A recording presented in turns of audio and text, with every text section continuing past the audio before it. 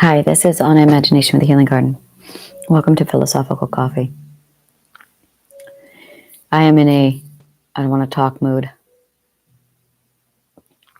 I'm very much inside my mind, and I am struggling to talk today.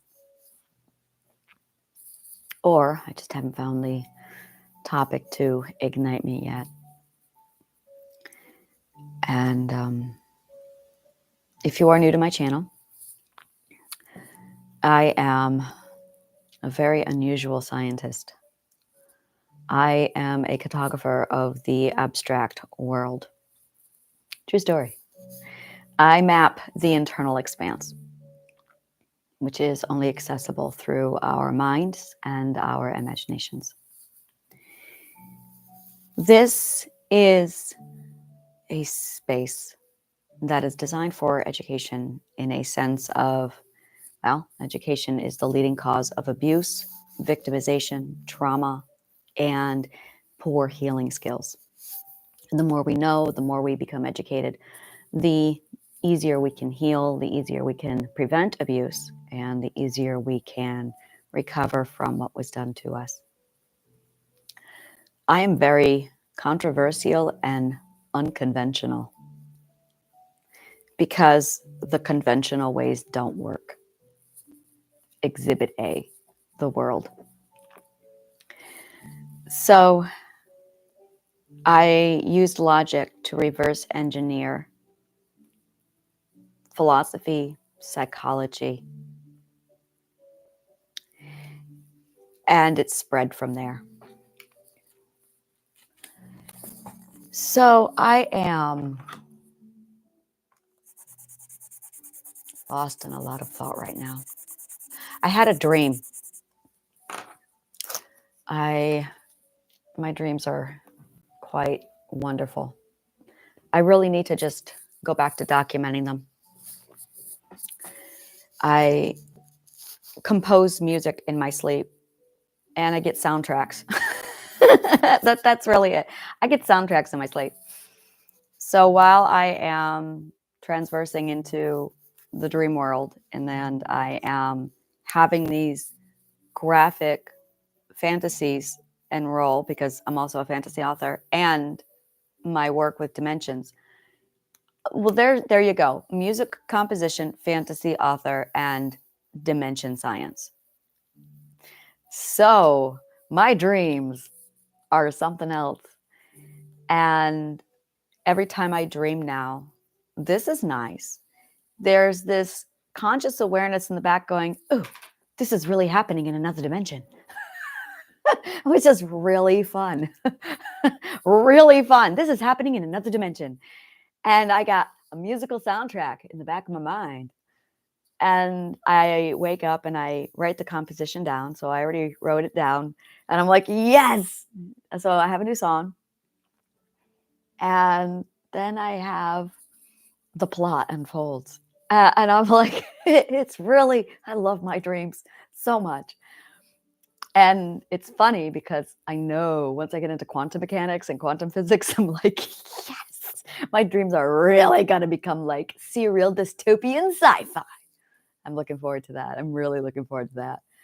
So I went to bed last night. I always manifest when I go to sleep. And I asked the question, and I always get the answer when I sleep, always.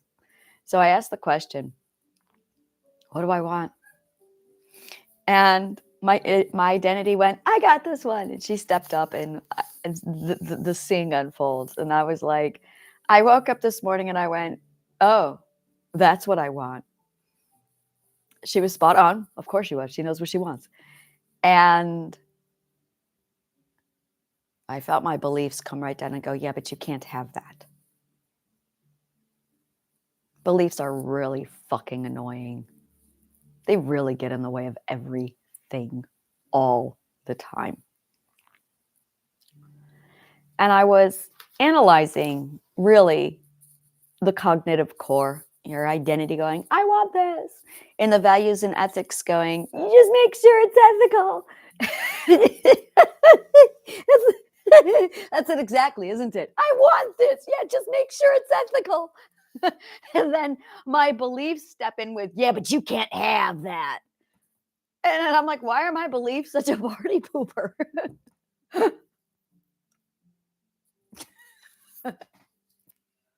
That is the summation of the cognitive core. And I was thinking about it because we talk about, well, I believe this, I believe that. We really complicate things. What if we were to just break it down to, what do you want and do you believe you can have it? So I'm simplifying the belief system in my mind. That's why I walked in here today going, I don't want to talk, because I'm thinking about this. The belief system. All right, let's reverse engineer this. Let's do the psych work. I don't believe I can have X. Why?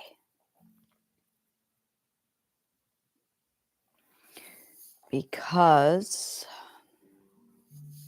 of the work involved.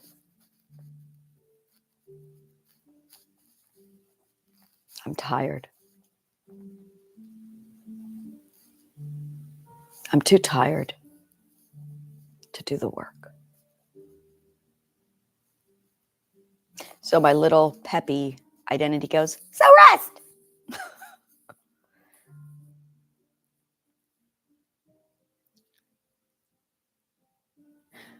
I have a relationship, kind of a weird thing. I have a relationship that's not a relationship. And I have somebody who I can't imagine a life with, and I can't imagine a life without. There, that is my conundrum. And the logic line in me says, keep that door open. Why? And identity goes, here's why. But I'm too tired to do the work. And I don't think, I was about to say something that contradicted my logic and it stopped me. He's willing to do the work, but he's not willing to do it now. So wait is what my peppy little identity just said.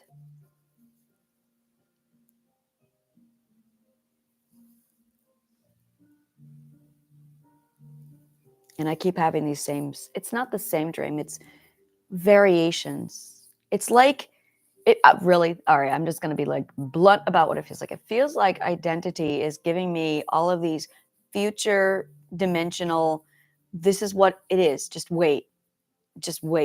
This is what it is. And she's reminding me what I want at a time when I can't remember. And she's making the effort to show me the alternative that I'm too tired to work for right now. It's like she's stoking my hope. That's what belief is. Belief is hope. It's not hope, but that's what the emotion, that's where it comes from. You have your belief chamber in your cognitive core, and it gives you hope or it gives you despair. It all comes from your beliefs. Despair is when it's closed. Hope is when it's open. I can't figure out the connection yet, but I can feel it. It's something to do with open to receive and adventuring in comfort. The belief has something to do with adventures and comfort. The belief has something to do with adventure and comfort. The belief has something to do with adventure and comfort. Oh, I'm close to something there. Can I just have the epiphany now and get this over with? I don't want the wave of excitement that follows. I'm too tired.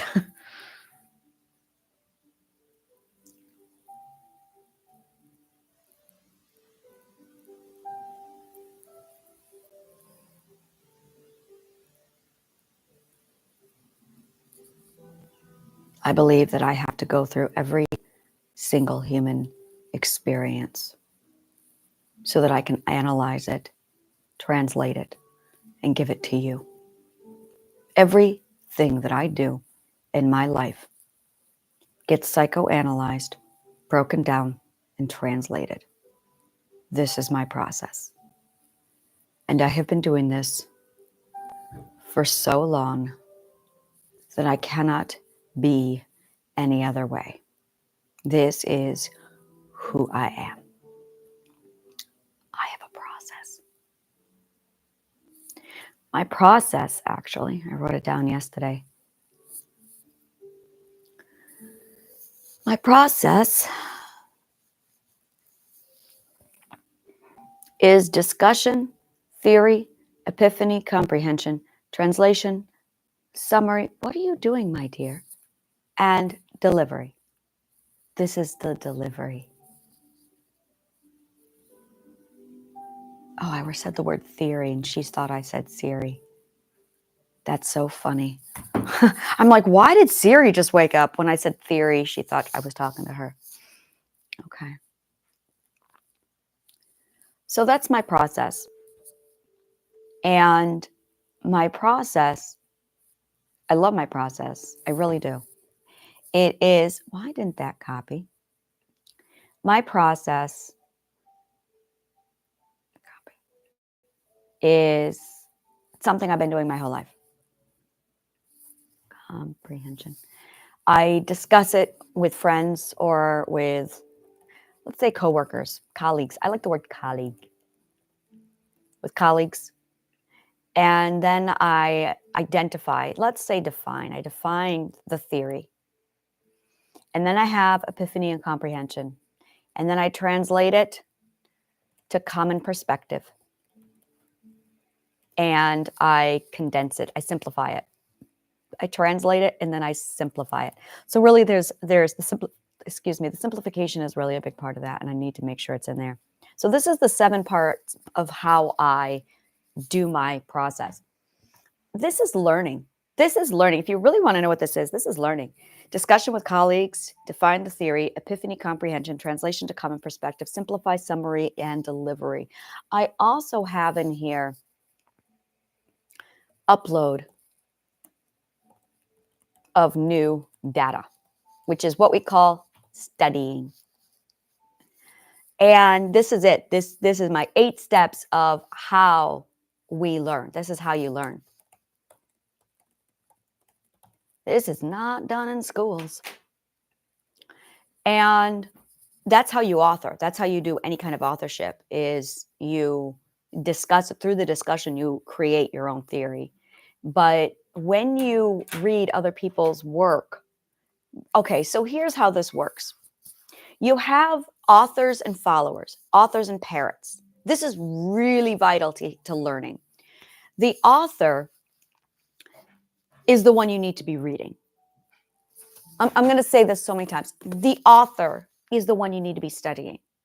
Now, there are so many interpretations. We're going to use the beautiful Shelley for this one and Frankenstein. So there are thousands of interpretations on Frankenstein. Oh, a good God. How many stories have there been?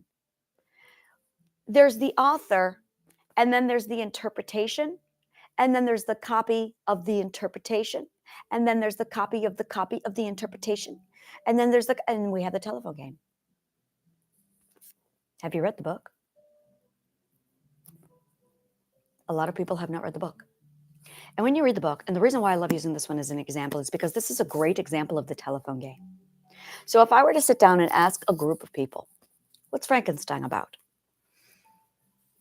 I'm going to get a lot of translations about all of these things. Now, someone at some point read the book Frankenstein and said, it's about man playing God. That is so not what I got from this book. My first impression was, this is about a man who has a serious problem with death, because I have a serious problem with death. Now, here is the point. This is really the takeaway with the book Frankenstein, with any book. The interpretation is your story being internalized on the book. So the guy who read Frankenstein and said, oh, it's about man playing God, had a problem with playing God himself. That's not my story. My story was 2 things. The first thing, because the first time I read it, I had the perspective of, oh, this is about someone who has a serious problem with death, because I have a serious problem with death. And then the book became about, this is about a parent's responsibility to their child, because I have a serious, like, parents have a significant responsibility toward their creation that they don't honor. Honor your creation. Oh, that's my commandment. It's not a commandment. I really hate that word. Why are you commanding me? I can self-govern. That is my ethic. Honor your creation. Honor your creation. Oh, wow. Was that some manipulative backwards shit? Honor your parents. No, honor your creation. Creations don't owe you a damn thing. This has been a honor your creation. What kind of a world would we live in if the artist destroyed its own creations always? Honor your creation. And whatever you interpret from the book is you.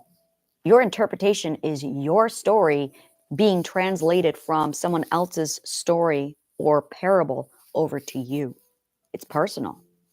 But someone decided to do a movie about a guy in a castle. There is no castle. A guy in a castle as a mad scientist. There's no. He's a student in a university, and Igor does not exist. There is no Igor.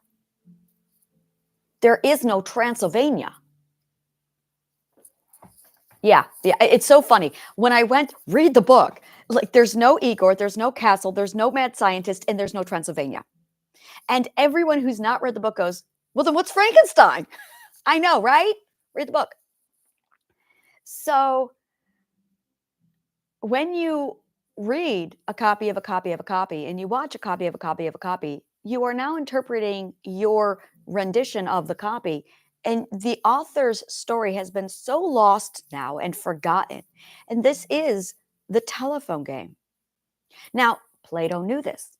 The philosophers know this in the universities. So in Alexandria. So they had it set up literally by my system with the discussion with colleague, define the theory, epiphany, comprehension, translate to common perspective, simplify, summary, oh, I see, summarize and I see what I did there. Simplify and summarize is the same thing.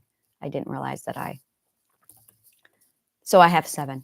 And then delivery, podcast. Yeah, this is the delivery, or I write my books, and then upload of new data. So I study some more. And those 7 steps are in a cycle for me every day. That's what I do. Sometimes I go 3-4 steps in. Other days I'll just do one of those steps, and it varies.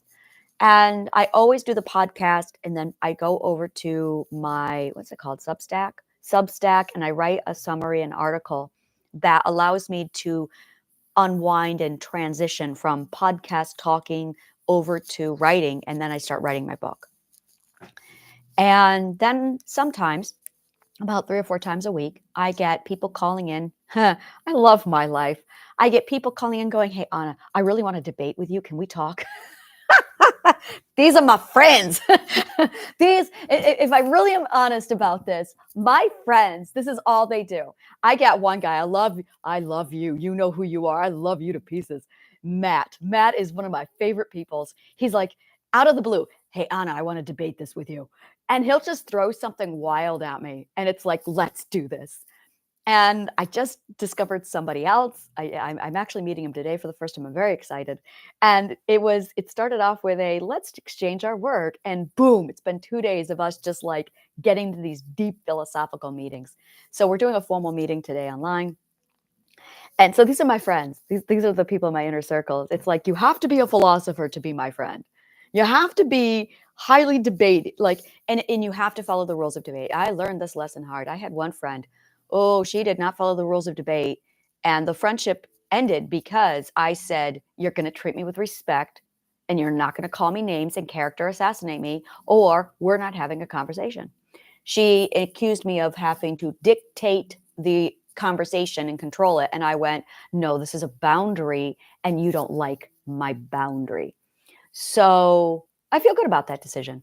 But since then I learned, I went, okay, if you're going to be my friend, you have to be into this kind of, and it's interesting because I have like, and I wrote something, I sent it out to a friend yesterday, and she came back yesterday morning and she was like, okay, this I want to discuss. All right, let's do it. So it was a 2-hour discussion on religion.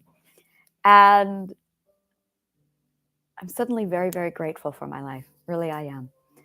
And it's like, yes, this is my life. And these discussions, these debates allow me to push through my work. It takes me to the next level into my work. And then I'm able to sit down, reflect, and okay, what's the emotional journey? And that's really it. It is the emotional journey that I go under. And it's not just the emotions. I've broken this down so many times. You feel it first. This is true of every one of us. You feel it first. And then you give it name. Now, this is where there's a divide. If you're educated, you give it a science name. If you are uneducated, you give it a magic name. And if you are both, you give it a religious name. Really funny, actually, how this works, depending upon your education level. And then after you name it, you communicate it. Now, some people take it further. Well, if you're religious and or magic, then you usually go to the art and you interpret it. There's always interpretation. And this is it. It's you feel it, you communicate it, well, you name it, and then you communicate it, and then you interpret it. And the art is interpretation. A lot of people don't really process that. Art is interpretation. They're like, what's art? What's art? What's art? And no one really understands what art is. It is the interpretation of knowledge. And there's knowledge, there's information. This is the be all end all of information X. Information X always begins with a feeling. It really does. And after you feel it when you're an author, I have to clarify, when you're an author. If you're not an author, this part is bypassed, which is the problem. If you read Frankenstein, then you absorb the feeling and now you can make it your own. But if you are just repeating stuff out of a book, it's not going to work for you. My daughter I love using her for an example at this right now because she's struggling with history. She's like, she's on the program and she's going through US government and she's like, and she's struggling. And then her trauma is getting in the way and we're trying to figure out how to overcome it. And I'm like, look, you got to balance it with your mental health. You can't push through the mental health to get the work done. That's Wonderland shit. We don't do that. I said, you got to learn how to work with your mental health. So mental health first, education after. Actually, mental health, desire, want, identity, and then education. You got to get yourself straightened out. And then she has guilt coming in. And I have a whole lot to say about guilt. Guilt is the slavery emotion because you're not obeying. It's not yours. Get rid of it. Literally, like I have a process. It's on my website. I go through, this is how to get rid of guilt. And I'm breaking it down even further. Guilt, I had no problem because I had such a hatred and loathing for slavery that it was very easy for me to go, you get out of my brain. Oh, I declared war on guilt. So I'm trying to break down the process and help people get through the guilt process as it comes in.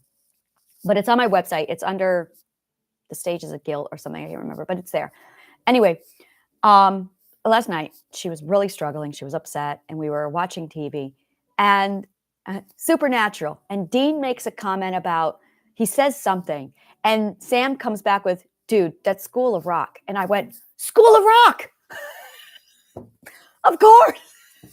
So I pause Supernatural. I pull up School of Rock and I'm like, there you go. And she goes, what is this? I said, it's a 1970s cartoon that breaks down history in cartoons. She watched a 3-minute cartoon on Congress. Well, not on Congress, on the government. And she goes, I just learned more from that 3-minute cartoon than all of my history classes combined. Yes, that's School of Rock, because they understand a person's need for story. School of Rock figured it out. One day teachers will. Now, my generation was in the cross between. I had half School of Rock and half other stuff. Well, not even half. I had like a fraction of School of Rock. And every time they brought School of Rock and I went, oh, I get it. Now my brain is still, you say School of Rock and I think Jack Black. So I have a lost in translation thing happening, but I eventually get there. And last night, same thing. I'm like, oh my God, School of Rock. So I showed her, and I love that they compare the government to the circus. I just got to say that. That's like the best analogy. It's a circus. So I have a problem with the executive, actually, the concept of the president. That I'm like, oh, that's the problem right there. The judiciary, fantastic. The I can't think of what it's called. Okay, so this is my government. I know I'm on a tangent, and that's all right for now. So this is how I see it. I see 12 perspectives, one person from every perspective on the Supreme Court. There's a reason why Rome had 12 people on the court. It was supposed to be one for every perspective, so that you got the entire perspective's opinion. Right now, there's 2 divided over 12, which is the problem. So I would have one perspective, a perspective 1, a perspective 2, a perspective 3 on the Supreme Court. So then you would have all of the perspectives having to decide, okay. And then in the Congress, I would have it so that it's divided equally among all 12 perspectives. And then I would remove the Secretary of State, the president, completely.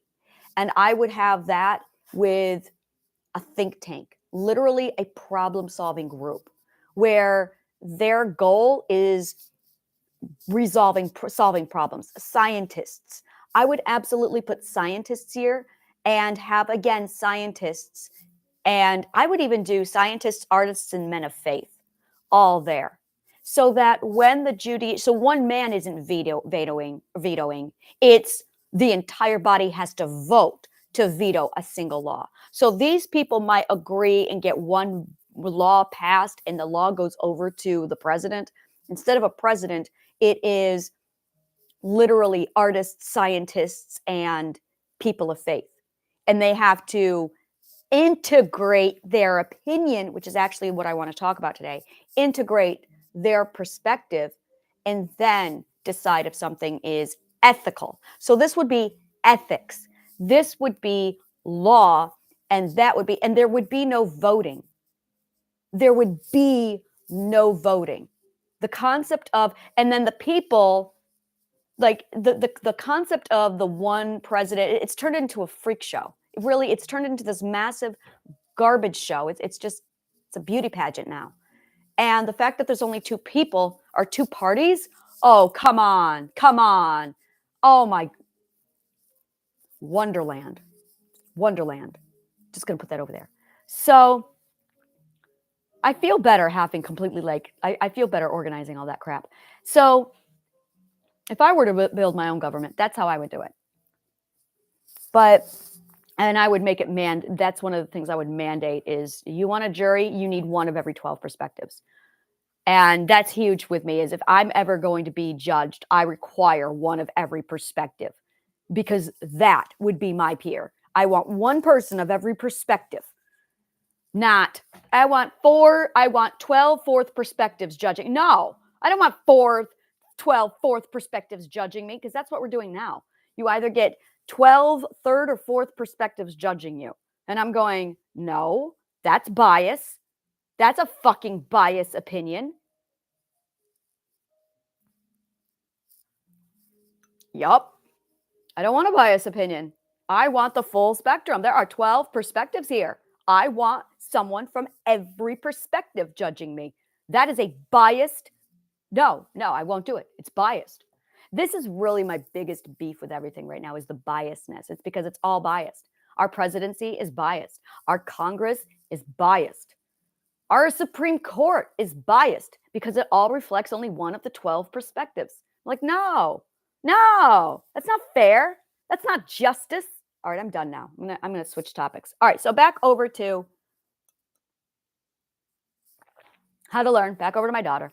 So she watched School of Rock and she was like, by the way, while I was saying all that, I had School of Rock's like cartoon in my head with circus rings. And I'm like, yeah, that's right. That's right. That's exactly how I see it. Because we're stories. We are story. And we have to learn through a story method. We have to see the images. They have to be colorful and pretty and animated because that's how we.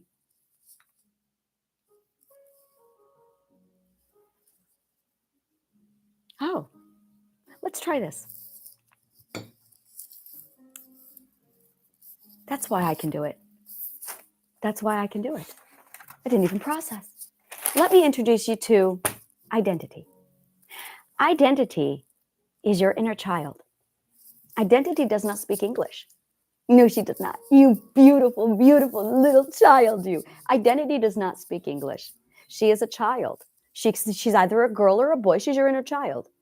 She does not use words. She speaks with emotions. She speaks with pictures. She loves colors because she's 5. She speaks with music and with puppets. We call that theater. So if you want to learn, what you're really doing is you are teaching identity. And identity doesn't speak English. Identity is 5 years old. Identity will always be 5 years old until she moves into 6. She is not yet 6. That's going to take a few billion years before she's 6. I have hypothesis for all of this, and I've got a whole lot of science that I'm working on for the formulas to prove all of this. We're working on that. But for now, identity is 5. This is why we say you have an inner child. Well, that would be her. She's your inner child. Again, she could be a boy. But yeah, the inner child. It is your inner child you are teaching. It's not you. As much as, yes, you've got a brain in there and you've got all this information and all these layers and you got to put memory. It's not memorization. Now you're a parrot again. So you can memorize by storing information into databanks. It's really abusive. It's really abusive. You have your memory banks, which is your second level of the subconscious mind. And our entire educational system is designed off of the concept of cramming information via memorization into your memory. It is an assault on your memory. That's not what memories are for. And because people don't understand the psychology of education or learning, they are trying to cram data into your mind through memorization. Well, now you're parroting. The problem with this technique is if you memorize incorrect fact, you're going to internalize incorrect fact because you're parroting. It's not going through a logical system. That's your subconscious mind, whose name is authority.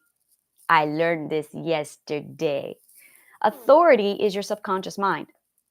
And mine's a boy, runs off of logic. This is your logical health. So in order to teach your subconscious mind, he needs logic. He needs logic, math, proofs, faith in his ability to reason and deduce. And he needs checks and balances. For those of you who do not take this level of math, this is called Algebra 2 or geometry. This is a proof. And philosophical proofs, philosophical logic, formal argument and debate, philosophy, is the same stuff that attorneys learn when they go to attorney school and they go to law, they study formal argument and debate. And when you're a mathematician, you learn something called proofs, mathematical proofs, when it's actually all the same thing. And when you do geometry, you also learn about geometric proofs, which is the same thing. So when you study logic, formal argument, and debate, you are actually learning. One is done with words, the other is done with numbers. It's the same thing. Numbers and words are the same thing. That's like rule number one of math. Words and numbers. That's why imagination, or imagine numbers, I for imagine numbers. That's why we have things like, well, I for imagine numbers. Words are constant variables. Like words are constantly in math. They are the same thing. So they are just symbols. A word and a number are just symbols to communicate. That's all they are. Excuse me. So this is your proof. And this is how your subconscious mind learns.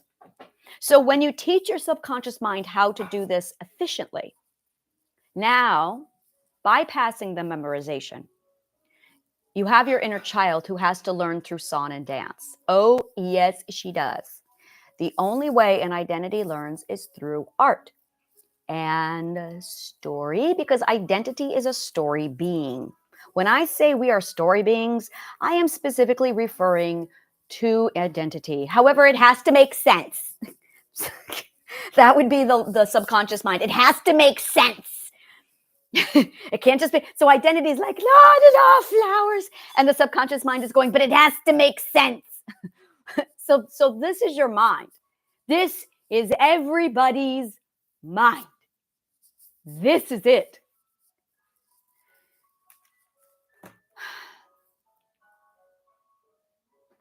So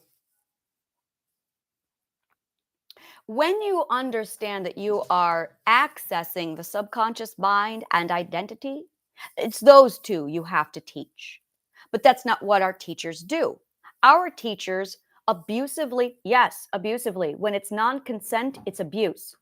Abusively force information into our memory system, bypassing the logic line so we can't check and balance to make sure it's right. And that's when you get stuff like zero. What is it? Yeah, that's when you get bullshit like 1 + 2 = 3. No, it doesn't. Calculus, as soon as you get there, they tell you, yeah, that's wrong.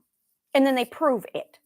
Now, had we studied logic right off, we would know they were bullshitting us. But because they entered it into our memorization core, they bypassed it. So they now have the ability to feed us bullshit information. Bullshit goes into the memory bank. So when you are reading information online, it's going into your bullshit bank. When you are watching a movie that has been horribly mistranslated from the original, it's now being fed into your bullshit bank because you have bypassed the checks and balances of your logic system in your subconscious mind because you didn't read the book. Had you read the book, your logic line, oh, see, this is a story. So identity is all over this shit. And identity translates everything into imagination.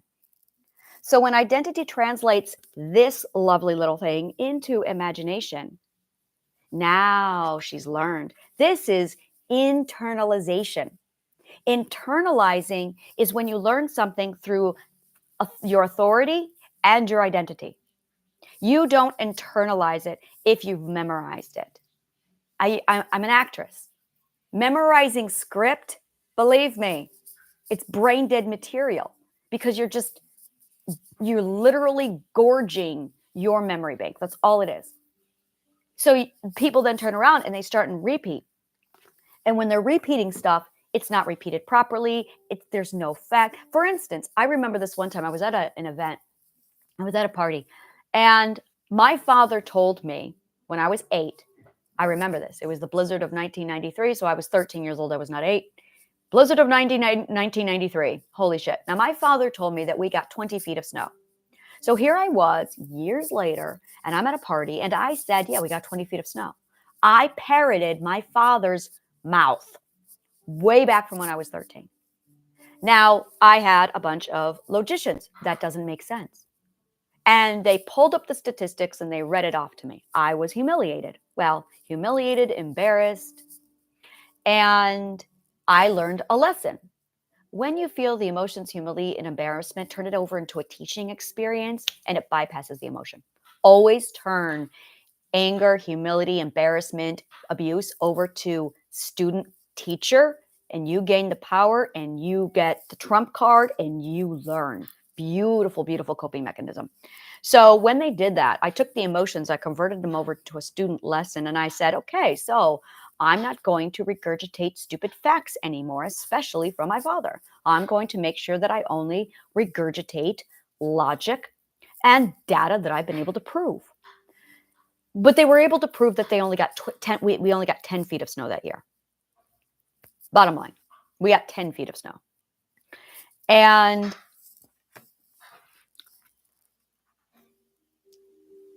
it's just checks and balances. It really, understanding that this is how we learn is key. It's so vital.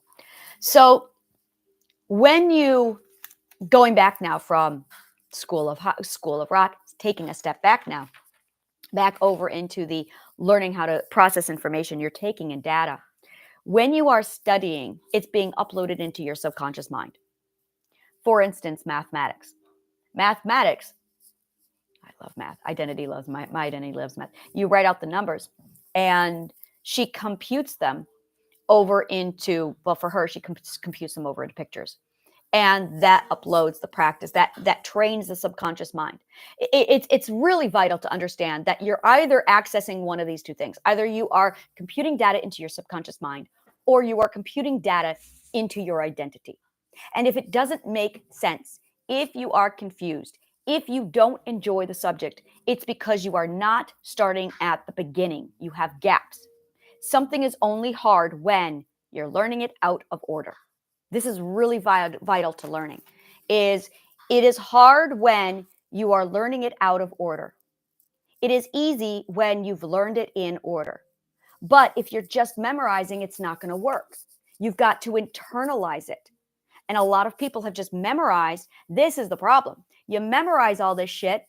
You go on a 3-month vacation. You come back and you have forgotten it all because you didn't internalize it. That's why. To internalize, you have to put it through your subconscious mind and you have to put it through your identity. Now, when I study history, there's a whole play. Now, I have to really emphasize, compliments of Plato. Thank you so much, Plato. That I had 8 years of art. 8 years of art. From the time I was an infant up to 8 years old, I did nothing else but art. All of them. So that by the time I started studying all of this, my identity took everything over. By the time I was 12, I had included math, psychology, and art with this. So art is like how you learn.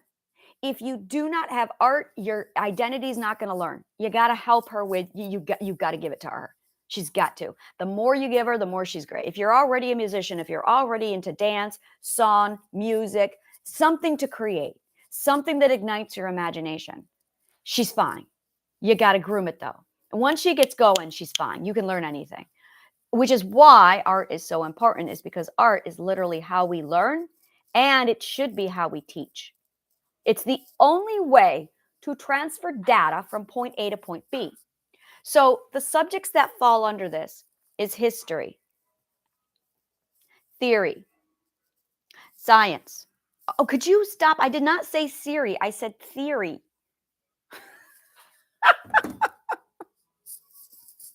So anytime you do science, it goes under that. Subconscious mind, however, that's math. That is 100% math, logic. Physics is both. Physics takes both. Yeah, physics 100% takes both. So I want to really point out something here. Identity and subconscious mind have to work as a team. I'm letting that sit in. Just they have to work as a team. If you are an artist who hates science, you are actually hating on your subconscious mind. You are absolutely at war with yourself. If you are a scientist who shuns and hates art, if you are a man of faith or a person of faith and you are hating on art and science, you are not watching this video. But those are people who are literally hating on their own identity. This is what I call internal divide or internal civil war. And this is the core of all trauma, abuse, mental illness, is this right here. You have a civil war. You are at war with the self. Because you have three parts to you. You have your feelings. You have your art, identity, and you have your logic. So you have faith, spiritual, let's call it spirituality because faith means logic, actually. You have your spirituality, you have your art, and you have your logic, science, math. Now, as soon as you choose one of these three things over the other, you're no longer integrated. You are not integrated. You must be integrated. Integration is when all come under one. That is integration, when all equals one. We are everything. We are everything. And if there is something you don't like, what you are really doing is hating on yourself because it's part of you. One of my favorite things to say is a person who is prejudiced is actually projecting his own self-loathing onto other people. Anyone who hates is really projecting their own self-loathing onto other people.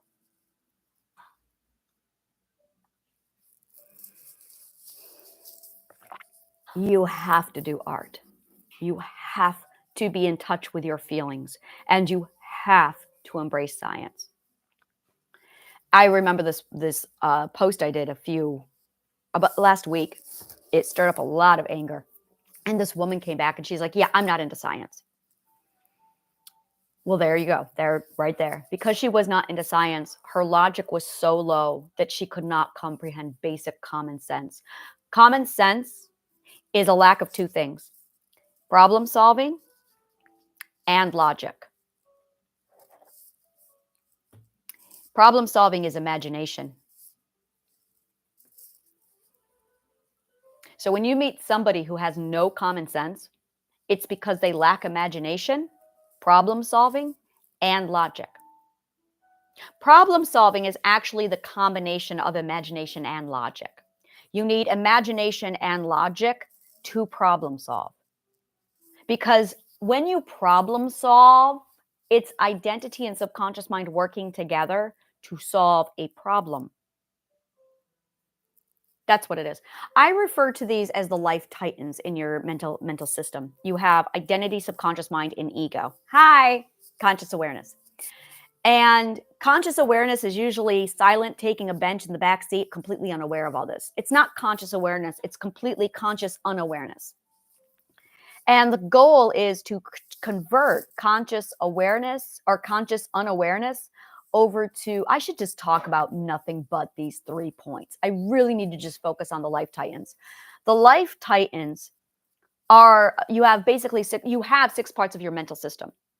And the ego, conscious awareness's goal is to manage these guys. He's the manager of the entire system.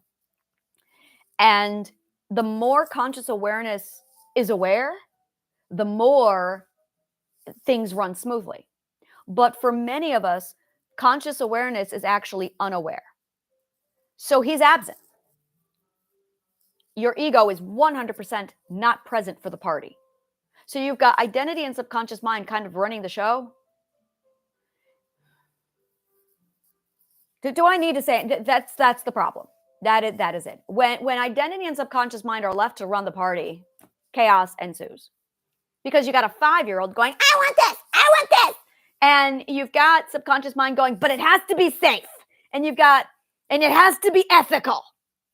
Yeah, no, well, that's identity. You've got the I want. It's got to be ethical. That's identity. Identity is in charge of what is right and what she wants. So she's got two parts of her going, I want. It's got to be ethical. And then your logic is the one of her. Actually, let me think about this. Is your logic the one going, it's got to be ethical?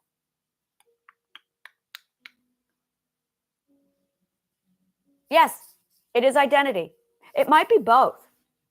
No, it's definitely identity is definitely the one going because ethics is value. This is what I value. She's the one going, this is what I value. That is 100% identity. She's telling you, this is what I value. This is what's important to me. It's like, I want, but this is my favorite. Truly, I want, but this is my favorite. And subconscious mind, that's your logical health. What you want and what you value is your logical health. That creates your logic. Now your subconscious mind governs that.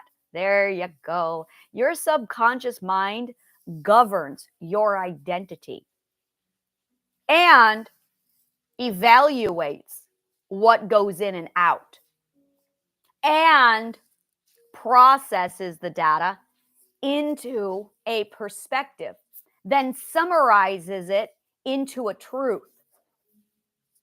That's what's going on. And then you've got some asshole. You've got your Uncle John walking in going, oh, you're an idiot. That's not right. What the fuck, John? What the fuck? This is my truth you're fucking with, John. You know, that's the kind of shit you need to say. That's exactly the shit you need to say. That's it right there. That's it. As I get comfortable with this, I'm going to become more animated. I know it. And as I become more animated, my theater is going to come out. You have been warned. So, you really have this wonderful thing happening. I really see it. I really see me eventually getting comfortable enough where I can go into full theatrics where I will be performing like interaction dialogue between identity and subconscious mind. I get into it every now and then and I'm like, yeah, that definitely feels right for me. I just have to get comfortable first. So yeah, this is me still working through my abuse to get to, I'm going to get comfortable. I'm going to get comfortable. This is how it's done, people. This is called exposure therapy. So you've got this gorgeous setup between identity and subconscious mind. So when we decide to upload something, you're either training your subconscious mind to be more logical. And to do that, you need logic, you need math. That's it. I loved hearing it. My children were spoiled in this sense. You remember when you would come home and you'd be like, why do I have to learn this shit? Well, let me tell you, this is why you have to learn this shit. The reason why we have to learn math is because you are training your subconscious mind to be logical and mathematical. That's why. And so in order to teach your subconscious mind how to be logical and mathematical, you have to absorb that information and practice it so that it trains the subconscious mind to be logical and methodical. Word problems have to be learned so that you can translate and problem solve. If you do not learn how to solve word problems, you cannot problem solve. The parts of your mind that do problem solving, that do logical analysis, which we need for functioning survival in life, comes through math, logic, and word problems, geometry. It blows my mind that children are not taught geometry or word problems, or not word problems, logic. I'm going, what are you doing? Like I'll talk to my daughter and I know my daughter has not yet studied logic. So she'll go, I'm struggling with this. Of course you are. You haven't studied logic yet. So we finally found it. And I'm like, there, you study logic. Once you study logic, oh, everything else will fly. Everything else will fly. You'll be fine. So then flipping over to identity, you have your arts. And your arts is whatever you do. It needs to be converted over into, it has to be story form. And then it has to convert over into pictures. She must have pictures. So for me, when I started studying history, and this is what happened with me, is because my art was so solid. I would study history and this play would unfold. This whole story would unfold. Oh my God, it got so intense sometimes where I was like, oh yeah, what happens next? And then what happens? And this is me studying history. This is why I studied history so aggressively. I think of all the subjects that I studied, history was my favorite because it was just like this long storybook. Holy shit. And it was like chapters and stories. And I love Mesopotamia. I was studying something with Mesopotamia the other day, and I went, oh my God, let's go this. So I started off with ancient Egypt, and then it went over to, oh, I can't remember, ancient Greece, and then the myths. And then I'm like, wow. And then from there, it was like, I got into Babylonian. I did biblical history. Oh, that was fun. Where I'm sitting here reading the Bible and I'm mapping out what actually took place from the Bible. And then I pulled up the ancient scrolls and I'm reading the ancient texts and I'm translating and comparing the Bible to the texts. They don't match. And after all of that, then I pulled up the history books with Babylonian history and I compared there. The text match to history.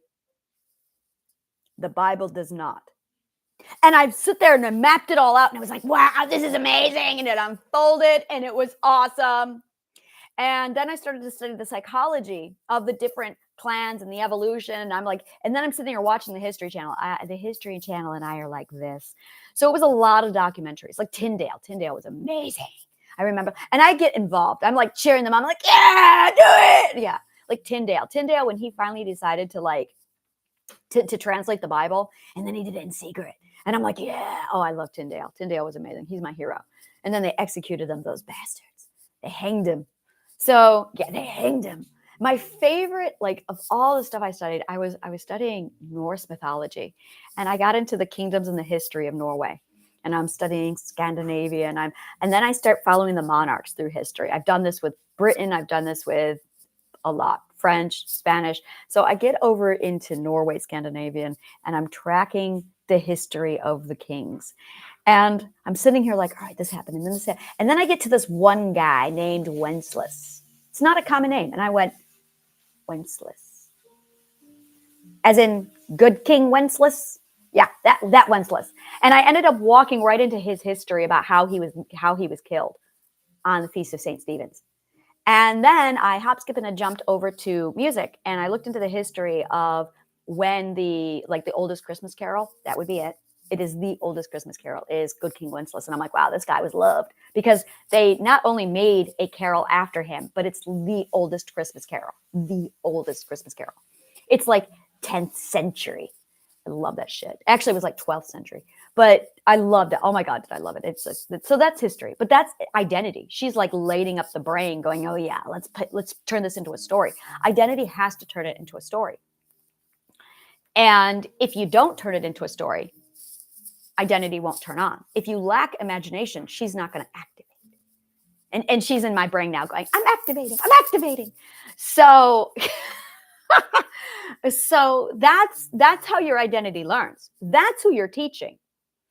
And if you don't have a solid art, she's not going to be involved in the process. So then, and this is it. You have, those are your three options when it comes to learning. You got to train the subconscious mind. You've got to activate identity, because she's the one who's actually doing the learning.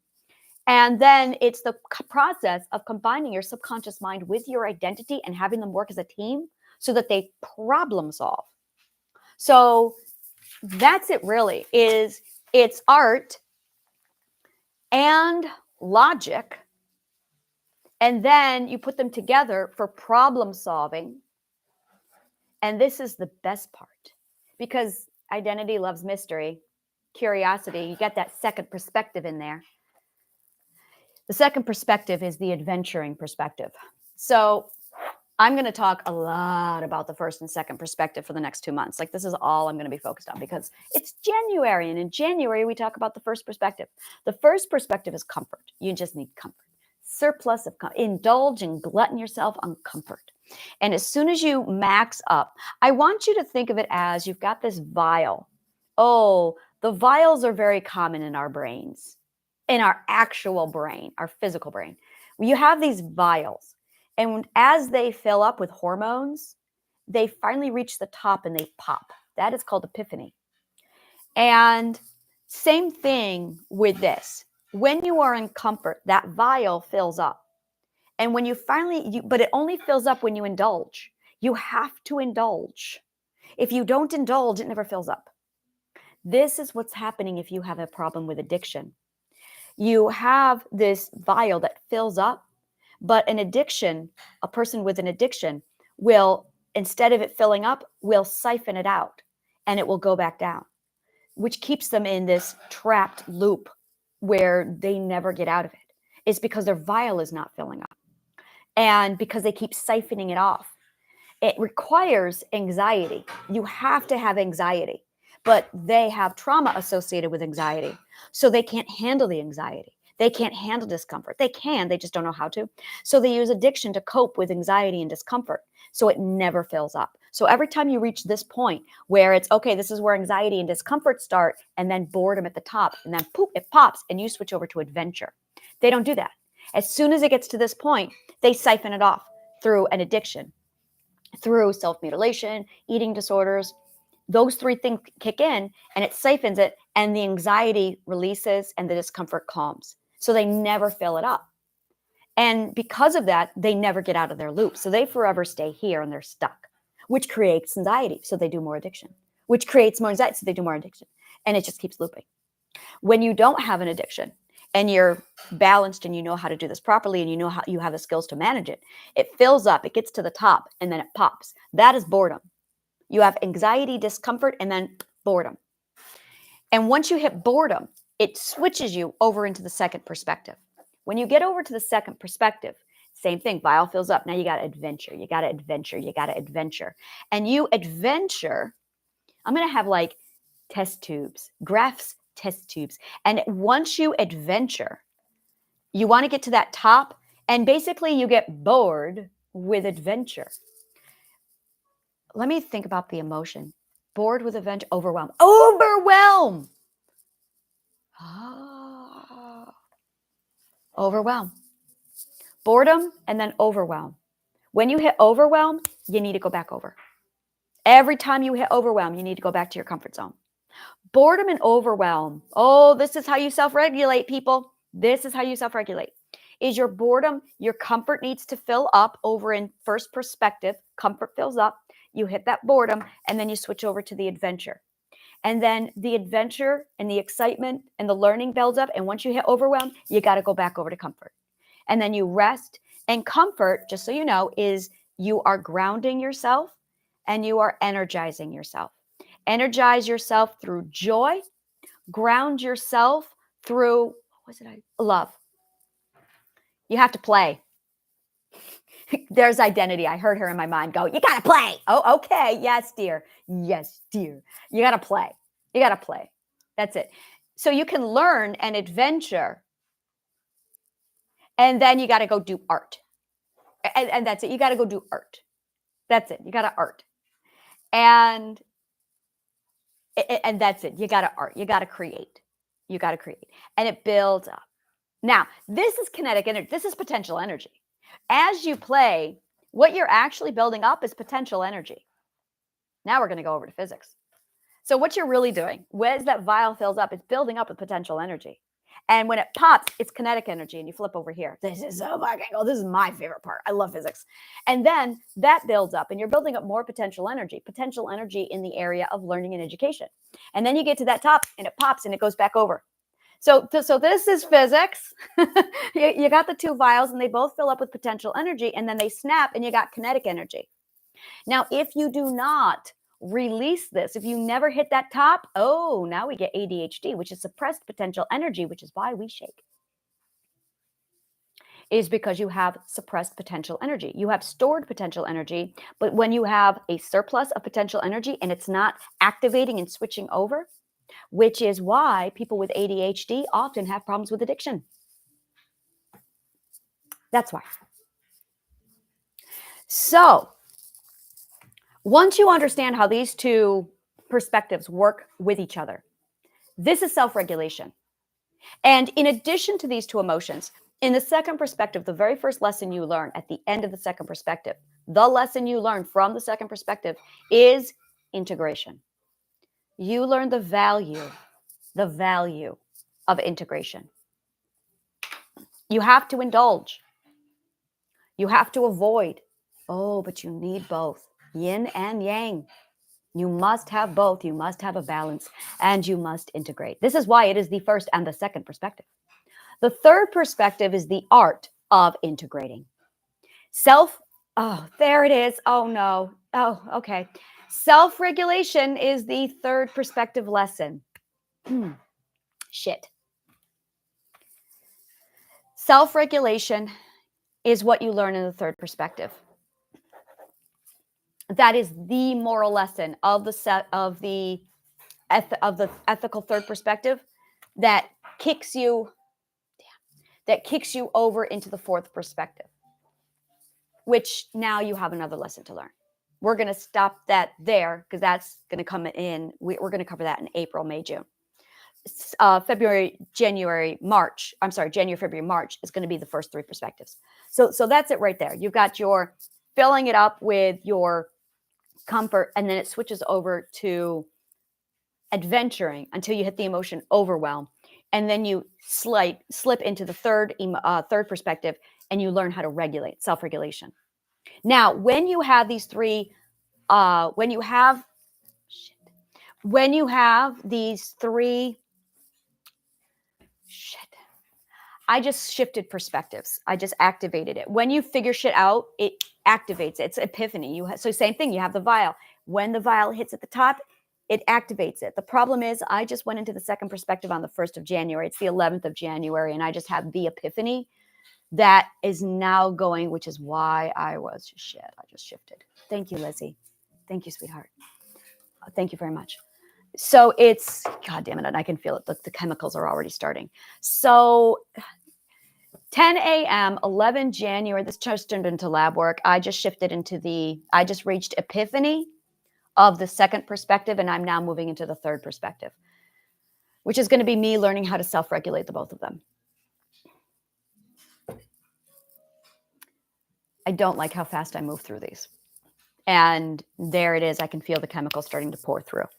So boredom and then overwhelm. Once you hit overwhelm, you need to hit back over to boredom. Now you keep the perspectives with you. You don't stop with, you basically are in all the perspectives at the same time. I'm going to say that again. You are in all the perspectives at the same time. So you need to learn how to take comfort with you. And you need to learn how to take a break basically between the adventure and the comfort and move between them. So that no matter where you are, you can do both. This is really a skill a lot of people have not learned. So that when you're at your job, let's assume for a minute that you love your work and you still have to go to work. So is it going to be adventuring day or is it going to be comfort day at work? Oh, that's foreign, right? That's foreign, isn't it? This is why it's important that you love your job. If you, give me a minute, please. There it is again. So previous document right here, and there it is. I can feel it. And it's always the right eye. It's always over the right eye. Yeah, my epiphany just popped. And now there's the disorientation. So now I'm going to get confused for the rest of I love doing research. Damn. I knew they were going to go faster because I already know them. But now it's like, oh, it's really fast. Because that was 11 days in the second perspective for me. So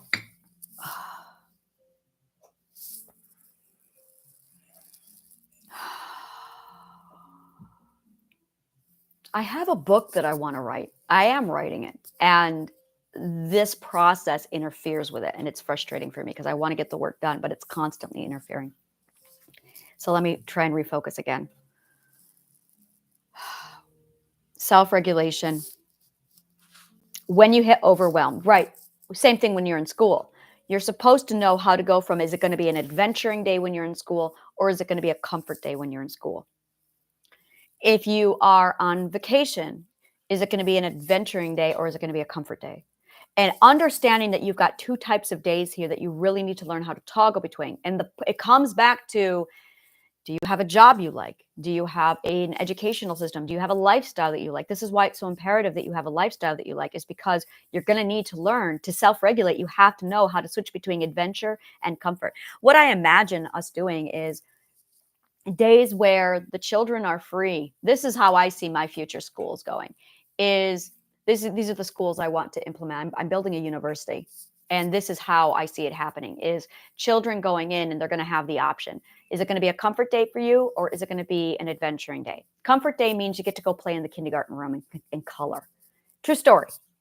And then adventuring days means you get to go study at the Discovery Center. Oh, I got to calm down. I really love the Discovery. Oh my God, did I love the Discovery Center. So it's either Discovery Center Day. Oh, my brain just exploded. Discovering Center Day.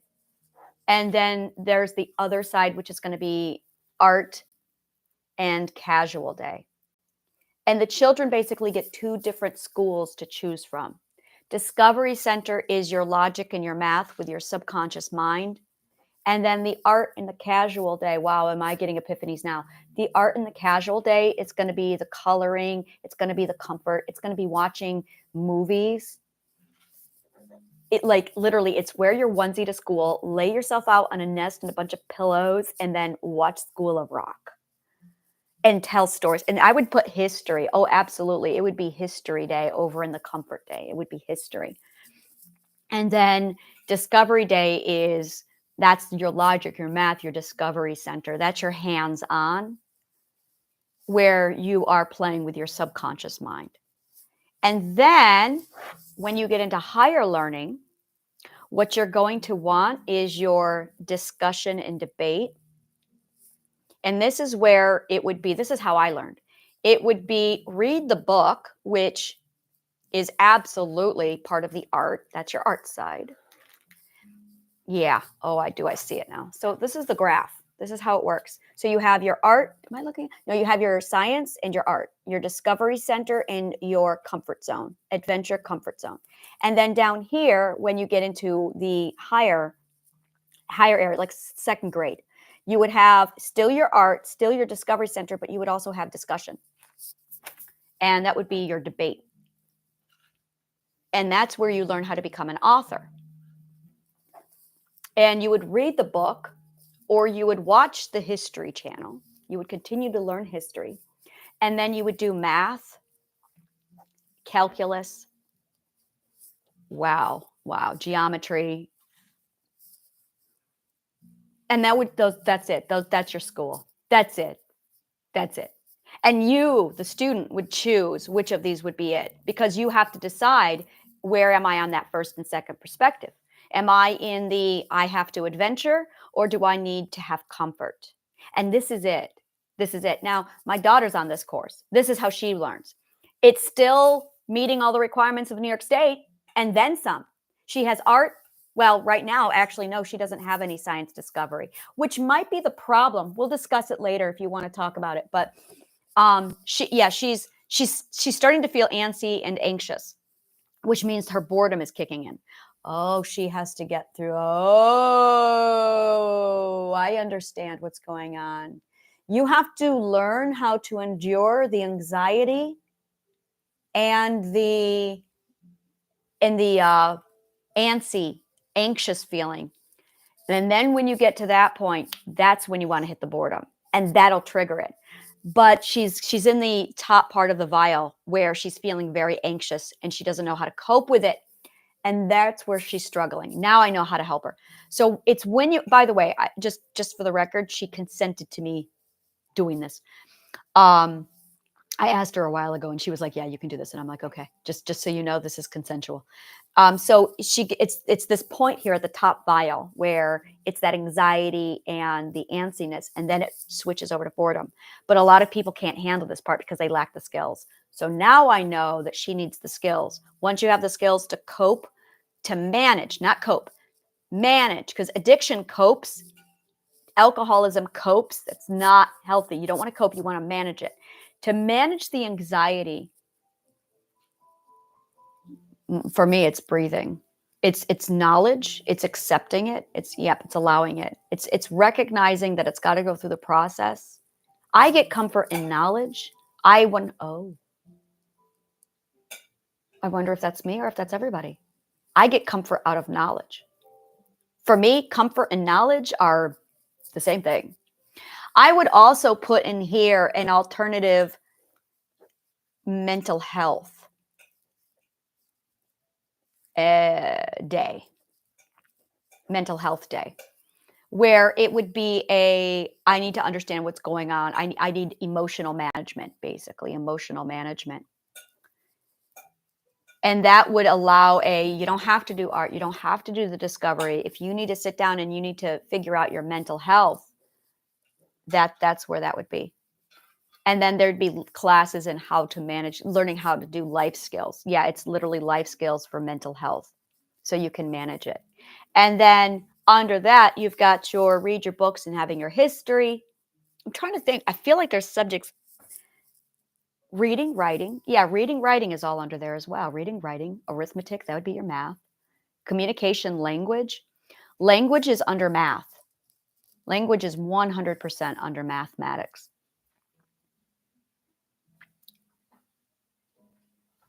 Science.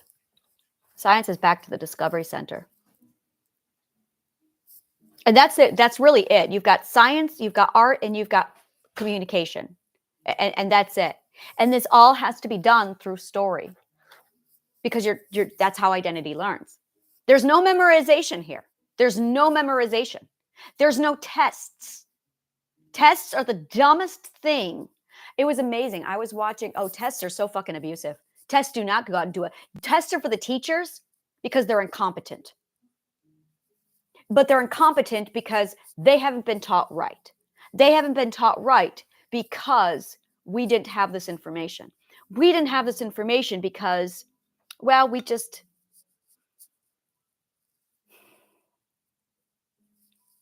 had not yet figured it out. So this is how you learn. This is the system that I was raised on. This is Plato's system that I grew up on. And there's also the tree. The tree is amazing. And that's your mystery. That's your curiosity. Now over here, that's your mystery. Your mystery tree. I would put the tree in the middle. I'm drawing pictures for identity. There's my pictures for identity. She loves that. Okay, so yeah, so the tree is literally your educational path. It's your curiosity path that you choose.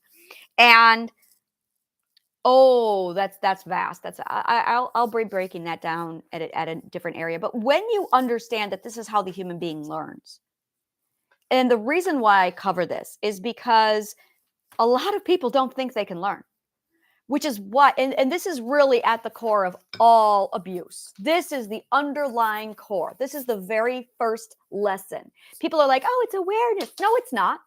Awareness is not. It is not. Education isn't even the first part of change. The first part of change is believing you can learn. If you don't believe you can learn, you don't try.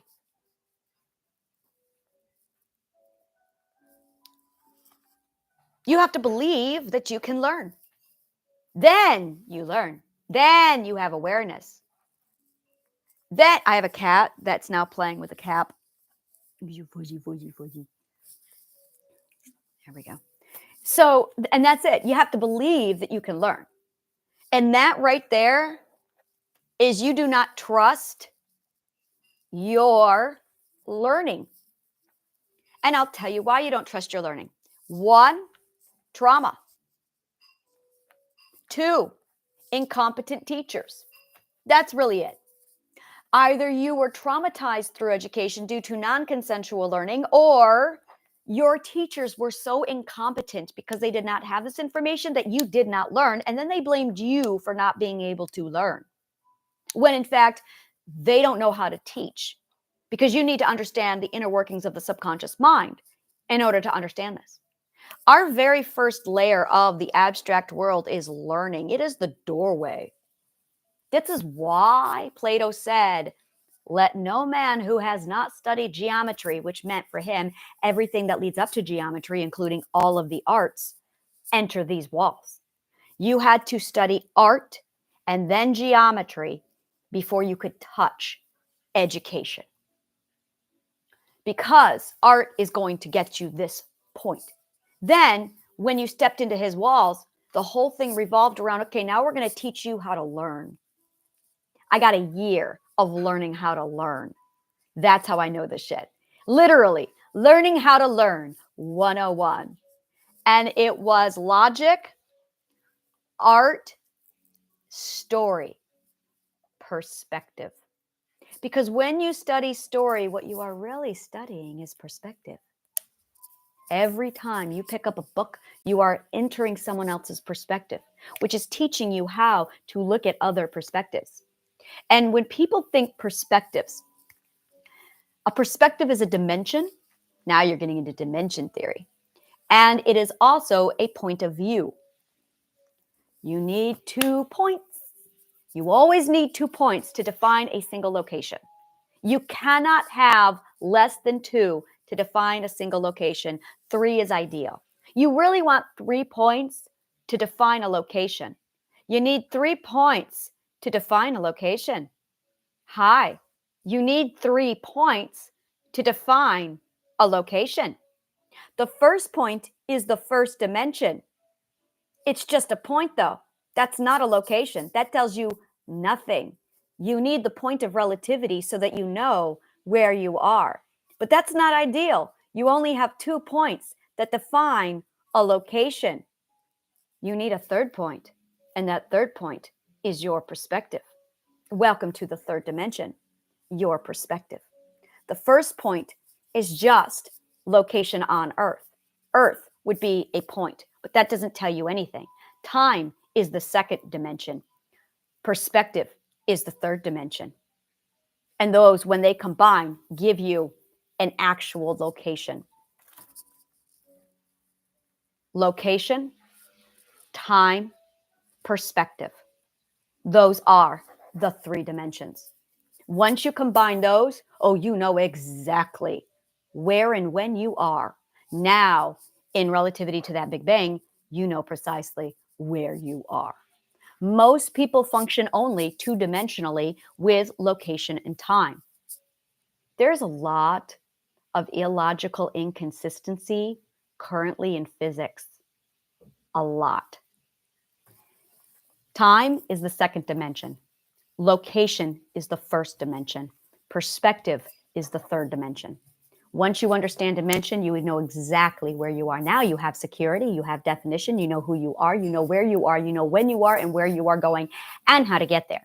When you understand third dimension, you have the ability to transverse into the abstract. When you can transverse into the abstract, it opens up the world of perspective and dimension walking. And you can start saying, oh, I understand. This is where I'm going and when I'm going and how to get there. And by the way, because I have my coordinates, I know how to get back. Welcome to dimension walking. It's really cool. But first, you need to learn how to learn, because that is the first, that is entering into the world. Art is like stage 1 of the abstract. If I were to, well, I am mapping it out because this is what I do. Imagination and art is literally the first level. That is like, you're welcome to the abstract. The second level would be your mental health. Absolutely your mental health. I would say that's third. Yeah, that's third. That's interesting. There's imagination and art, and then there's the mathematics. Yeah, I see where this is. Oh, I understand now. Okay. Mathematics, time, and money. Now, those are 3 things that everyone's aware of because they come from the abstract world. And those are in the second layer of the abstract. So the first layer is imagination and art. The second layer is money, mathematics, and time. And then the third layer is mental health. That's where the subconscious mind is. And that is as far as anyone's allowed to go before they're called insane. You go further than that, and now you're getting into the world of insanity, and you're labeled. And as soon as you hit that word, that horribly abusive, derogatory label, now you become, everybody becomes too afraid to transverse beyond that because your sanity is at risk. Scientists using math, logic, and physics have the ability to go a little further without the fear of being labeled insane, but they don't have imagination and they don't understand the subconscious mind mental health, so they're limited. And because of that, their information is invalid in some cases because they are missing a key factor. The third perspectives, the third perspective, the third dimension perspective, and mental health, the subconscious mind layout. Once they have those two things, a lot is going to get fixed. Oh, is it going to get fixed? It's going to be awesome. So, welcome to the abstract mind. Yeah, the abstract world is amazing. And then it just keeps going on and on for all infinity. It's beautiful. So yeah, this is learning how to learn. Yeah, learning how to learn is back to the trauma thing. I did want to cover that a little bit more. We are non-consensual education, especially during school when we were children. Being forced to attend school immediately compromises your self-authority. That's really what's going on, is you have self-authority. And when you are forced to attend school, when you are forced to learn, it's immediately compromising your authority and taking your authority away. Now, in order to adventure, you must have consent. You must feel safe, and you must have self-authority, which is immediately compromised the moment you are forced to do something you don't want to do. So if a child 10 years old says, I don't want to go to school, and you force the child to school, that child immediately jumps over into, okay, now I'm a prisoner. Now I'm not consenting. I'm not safe. I don't have my self-authority, and the child can't learn. We have to have that comfort, safety, and self-authority in order to be open to receive the lessons in education. That is what I call the learning state of mind. If you are not in a learning state of mind, you are not going to absorb. So then you go to school and you're compromised. You don't feel well because it's non-consensual. And all these teachers try and give you information, but it's non-consensual. You're only going to get like 2% of the material, and your grades are going to drop because you don't consent. And then you get grades like 45s and 55s and 65s. Maybe it's 72. And then you get home and your parents see that, and then they abuse you, they reprimand you, they scold you. Why aren't you doing better? And because of this cycle, and now you feel like shit, but you have to go back. And this is how we are conditioned to experience education. This is not fun. This is not joy. This is trauma. This is trauma. The system does it to us.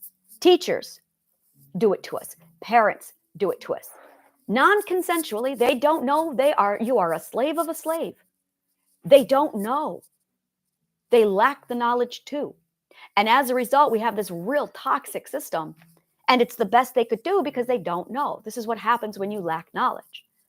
And as a result, all of our information was integrated into our current culture from Rome. 100% of our information came from Rome. It was taken out of the Roman Empire, our government, our democracy, and it was passed down from generation to generation. This information was not. This information was lost in the 4th century, 380 AD. They burnt down Alexandria, and this information was not passed down, which is why it never made it into the systems, which is why it went, watch this, it went from the glorious, beautiful Roman Empire into the Dark Ages. It's because they lacked this knowledge. So now here we are in the modern era, and this information is now surfacing. Here you go. It's surfacing. And now that it's surfacing, a lot of people are going, oh, this makes sense. And it's making sense because this is what we've been missing. So when you understand how you learn, how we think, how we teach, and that it compromises self-authority, so that now you have children who, when you give the self-authority back to them, when you restore their autonomy, they feel consensual, they feel safe, they feel comfort. Now it opens up their minds and they can learn. So now let's fast forward 20, 30 years. How many children graduate high school and say the words, I'm never going to school again? You did done fucked up as a teacher if you are teaching children to hate learning. I'm going to totally write that down. It's going to be one of my quotes. You did done fucked up as a teacher if your students are walking away hating learning. Something is wrong. And the majority of people walk away from school saying, I'm never doing that fucking shit again. Learning and here's the thing is, this is the thing that boggles my mind more than anything. Learning and education is our joy. It is our first happiness. It's just been so traumatic for us that we've rejected our very first happiness and our very first joy. It is literally, remember when we were kids in 2 and we played with those colorful blocks and we would put them in the little squares? Play is learning. Why do you think adults don't play? It's because it's not fun. Ooh, this is going to be really gross, but here we go. Schools and our current educational system traumatized us to play. So we have a lot of people now who associate trauma with playing, which is why adults don't play, which is why every time an adult tries to play, they can't. Boy, I want to cry right now. This is why. It's because we have our very first trauma is education. And as a result, it's literally a prison in training. So fun fact, I got my daughter out of the public school system and she had 9 classes. How many hours of homework did you have every night? 4 hours? 2 to 3 hours of homework after a 9-class school day to cram 45 minutes. We got her out and 4 years of PE. So then we got her out and we looked up the New York State curriculum. PE only requires 2 years. The schools lied and said 4. She doesn't have to take PE. Now, my daughter loves exercise, so without me having to tell her self-authority, she exercises on her own. So she's getting a lot of exercise, trust me.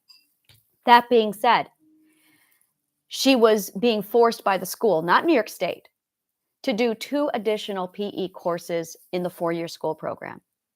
Her requirements for graduation, she needs 3 histories and 13 books. And that's it. That's not what she was on. And we took the curriculum from New York State. We broke it down and we spanned it over. She picked her graduation date. She wants to binge. So we're looking at she's going to cram 11th and 12th grade into basically 13 months. And she's doing 1 book a month. And her 3 histories, she's spanning them over 13 months, which came down to 3 lessons a day.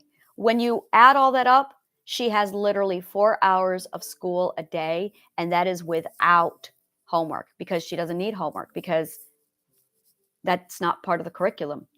So it's 4 hours a day for 13 months. That's it. I just read an article at Forbes magazine where they said teachers lie to you. You do not need 12 hours or 12 years of education. They fluff it so they can get funding. My daughter is worth $38,000 a year to that school. $38,000 a year per student. That is what they get. Now they've got to make it worth it.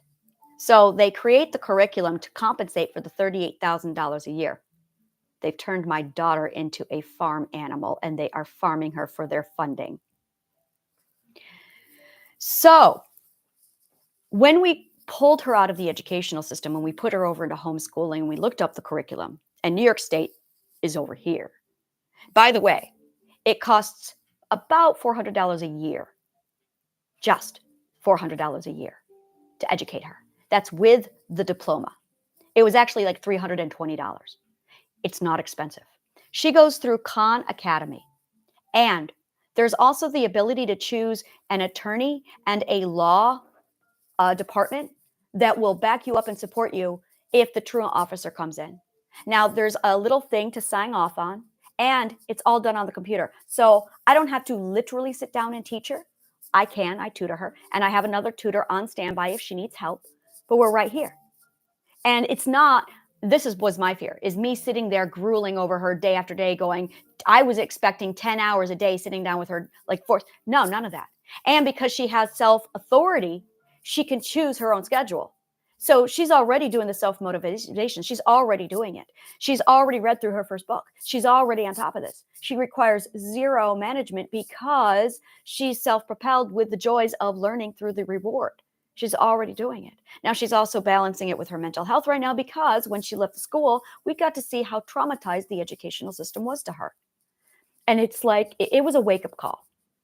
And I went ahead and took my learning structure from when I was a child and how I put myself up, Compliments of Plato, and I passed it on to her. So she's got the structure and she's got literally full freedom. She chose the books. She chose the curriculum. She was able to cherry pick. The one thing I said to her was I wanted her to do art history because she wants to be an artist. And I'm like, and I know how she was studying to be an artist, and the school was not providing her with any art history. She did not know some of the classics. And I'm like, wow. So it's not required. It's not part of her curriculum. It's extracurricular. And I'm like, I would really appreciate it if you did art history.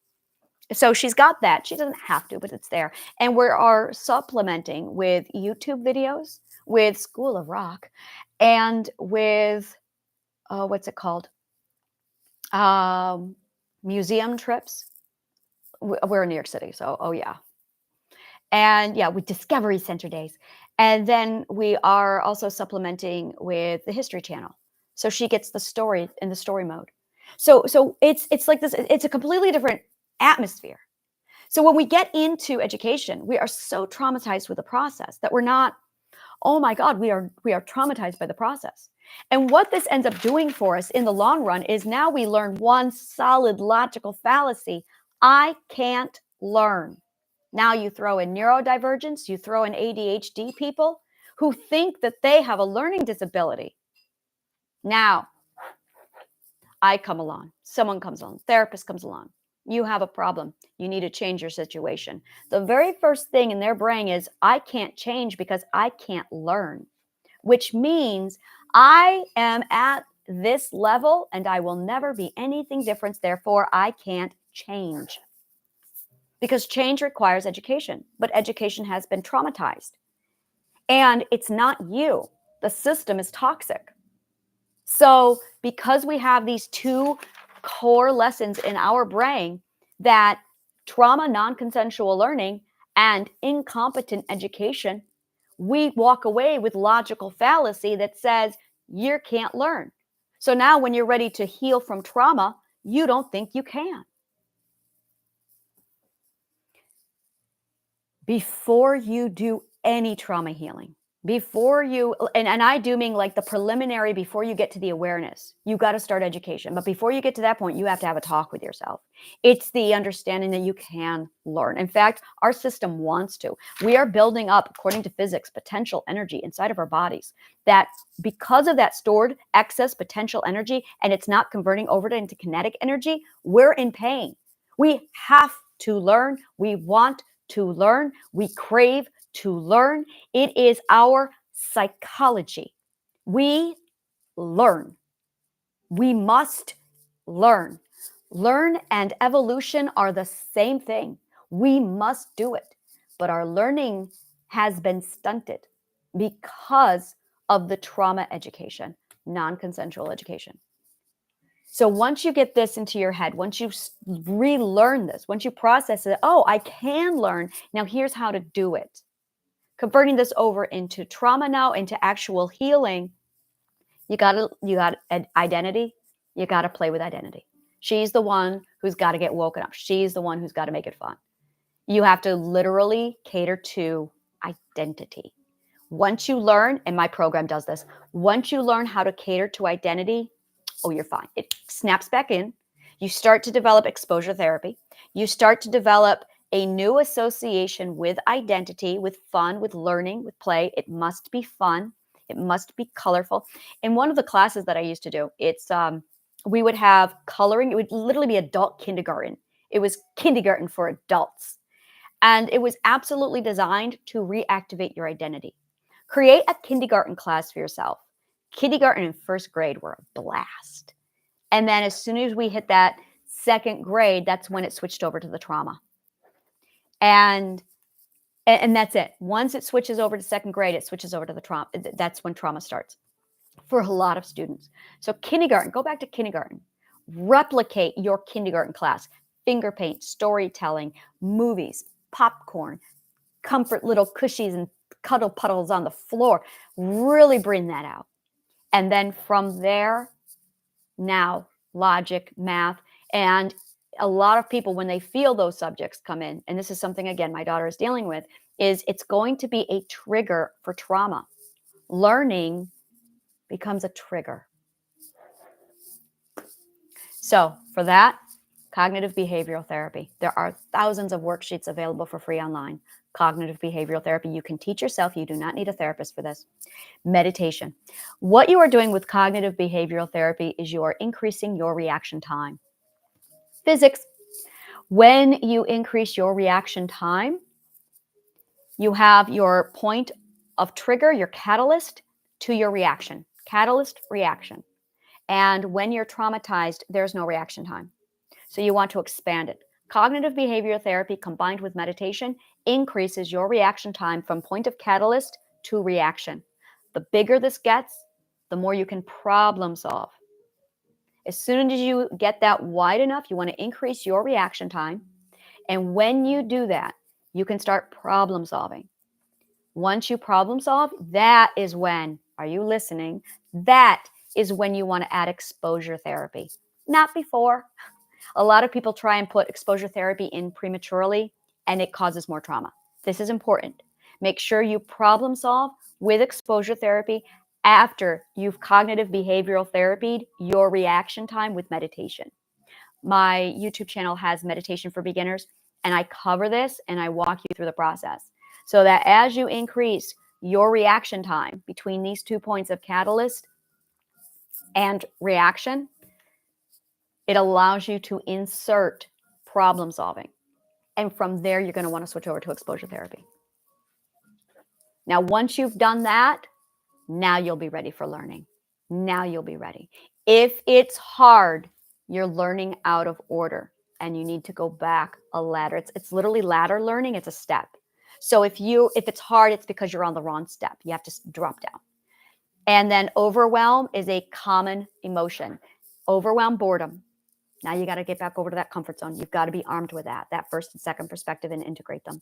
So once you get this down, and it's a cycle, once you practice the cycle and you get the cycle underway, I'm going to have like a full circle graph available on my website so you can track it. So you can go, okay, this is the cycle. This is literally how to restore it, how to maintain it, how to learn, how to manage, and how to keep yourself back on track. So it's going to take you from wherever you are now through the healing process, the recovery, the restoration, into the management, and then the maintenance, and then keep you repeating in that circle. That way you get back on track. Once you get that, I'm going to call that Anna's healing circle. It's literally, because once you get healing, it's healing, learning, healing, learning, healing, learning. Once you get into, it's more healing, learning, and then maintenance. That's really what it is. It's 3 parts: healing, learning, maintenance. And once you get into that cycle, and then healing switches over to management.